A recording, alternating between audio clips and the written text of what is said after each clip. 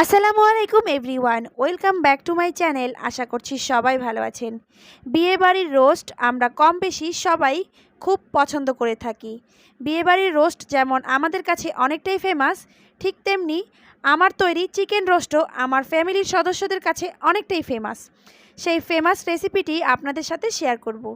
আজকের recipe chicken roast. বিয়েবাড়ি স্টাইলে চিকেন রোস্টের রেসিপিটি শেয়ার করছি। আশা করছি আজকের রেসিপি আপনাদের কাছে ভালো লাগবে।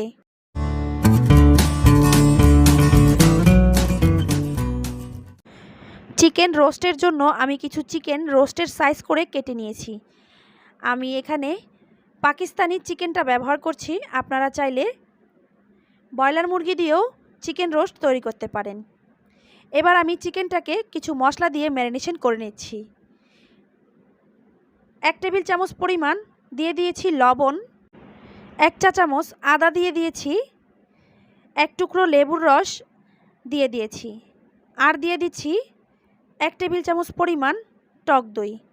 এবার মশলাটাকে আমি চিকেনের সাথে খুব ভালো করে মাখিয়ে নিচ্ছি। খুব ভালো করে চিকেনের সাথে আমি মশলাগুলোকে মাখিয়ে নিয়েছি। এবার চিকেনগুলোকে ভেজে নেব। চুলোয় একটি প্যান বসিয়ে পর্যাপ্ত পরিমাণ তেল দিয়ে দিয়েছি। এবার চিকেনের টুকরোগুলোকে ভেজে নিচ্ছি। খুব বেশি কড়া করে ভাজবো না, এতে করে চিকেনের টুকরোগুলো হার্ড হয়ে যাবে। রান্নার পর রোস্টটা একদমই শক্ত হয়ে যাবে। একদম হালকা করে ভেজে নিচ্ছি, এতে করে রোস্ট রান্নার পর একদমই জুসি হবে, খেতে ভীষণ ভালো লাগবে। আমি এই তো একদম হালকা করে ভেজে নিয়েছি। এবার চিকেনগুলোকে তুলে নিচ্ছি। চিকেনগুলো তুলে নিয়ে একই প্যানে যতটুকু তেল ছিল সেই তেলের সাথেই আমি দিয়ে দিচ্ছি 1 কাপ পরিমাণ পেঁয়াজ আর চীনাবাদাম বেটে রেখেছিলাম, সেই পেস্টটা দিয়ে দিয়েছি। চীনাবাদামটা অবশ্যই একটু ভেজে তারপর ব্যবহার করবেন, এতে করে চীনাবাদামের ফ্লেভারটা খুব ভালো আসে।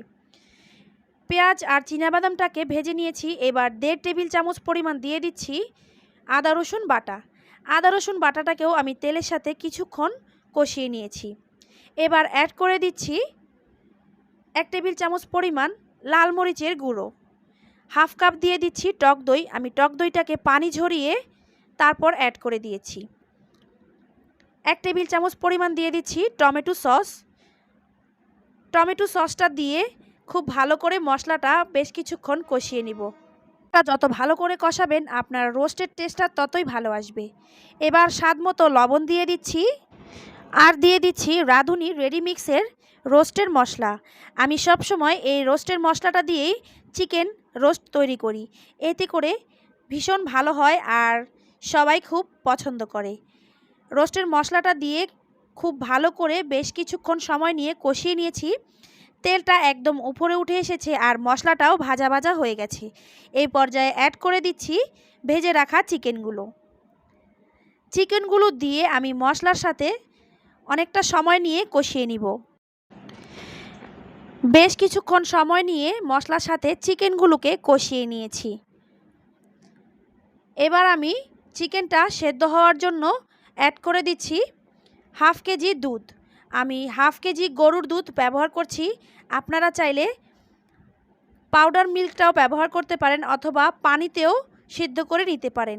তবে দুধ ব্যবহার করলে রোস্টের টেস্টটা কিন্তু অসাধারণ আসে। আমি দুধ দিয়ে ঢাকনা দিয়ে ঢেকে 10 মিনিট লো হিটে রান্না করে নিচ্ছি। 10 মিনিট রান্না করে নেওয়ার পর রোস্টটা একদমই সেদ্ধ হয়ে গেছে। যেহেতু চিকেনটা আগে থেকেই ভেজে রেখেছিলাম, বেশ কিছুক্ষণ রান্না করার কোনো প্রয়োজন নেই। আমি 10 মিনিট দমে রেখে রান্না করে নিয়েছি। ঝোলটা অনেকটাই ঘন হয়ে এসেছে আর চিকেনটাও সেদ্ধ হয়ে গেছে। এবার আমি 6 থেকে 7টি আস্ত কাঁচামরিচ দিয়ে দিচ্ছি, আর দিয়ে দিচ্ছি পেঁয়াজ বেরেস্তা। পারফেক্ট পেঁয়াজ বেরেস্তা কিভাবে তৈরি করবেন আর সংরক্ষণ করবেন সেই পদ্ধতিটি অলরেডি আমার চ্যানেলে দেওয়া আছে, আপনারা চাইলে দেখে নিতে পারেন। 2 টেবিল চামচ পরিমাণ দিয়ে দিয়েছি ঘি, আর 3 থেকে 4 ফোঁটা কেওড়া জল দিয়ে দিচ্ছি, আর দিয়ে দিচ্ছি মাওয়া। আমি ইনস্ট্যান্ট মাওয়া তৈরি করে নিয়েছি। 2 টেবিল চামচ গুঁড়ো দুধের সাথে 1 টেবিল চামচ ঘি দিয়ে আমি মাওয়া তৈরি করে নিয়েছি। মাওয়াটা উপর থেকে দিয়ে এবার ঢাকনা দিয়ে ঢেকে লো হিটে আরও 2 মিনিট দমে রেখে দিচ্ছি। 2 মিনিট পর ঢাকনাটা তুলে নিয়েছি। তৈরি হয়ে গেছে বিয়েবাড়ি স্টাইলে শাহি চিকেন রোস্ট। এতটাই মজাদার এই রোস্টের রেসিপি আমার ফ্যামিলিতে ভীষণই ফেমাস আমার তৈরি এই রোস্ট। আশা করছি আপনারাও একইভাবে রোস্ট তৈরি করে আপনাদের ফ্যামিলির সদস্যদের মন জয় করে নিতে পারবেন। কেমন লাগলো আমার আজকের এই রোস্টের রেসিপি কমেন্ট করে জানাতে ভুলবেন না। সেই সাথে একটি লাইক করে দিবেন আর বেশি বেশি করে শেয়ার করে দিবেন। যারাই প্রতিদিন আমার ভিডিওগুলো দেখছেন এখনও পর্যন্ত চ্যানেলটি সাবস্ক্রাইব করেননি, চ্যানেলটি সাবস্ক্রাইব করে পাশে থাকা বেল আইকনটিতে ক্লিক করে রাখবেন। আর যারা অলরেডি সাবস্ক্রাইব করে আমার পাশে আছেন তাদেরকে অসংখ্য ধন্যবাদ। সবাই ভালো থাকবেন, সুস্থ থাকবেন। দেখা হবে পরবর্তী কোনো রেসিপিতে। সেই পর্যন্ত বিদায় নিচ্ছি। আল্লাহ হাফেজ।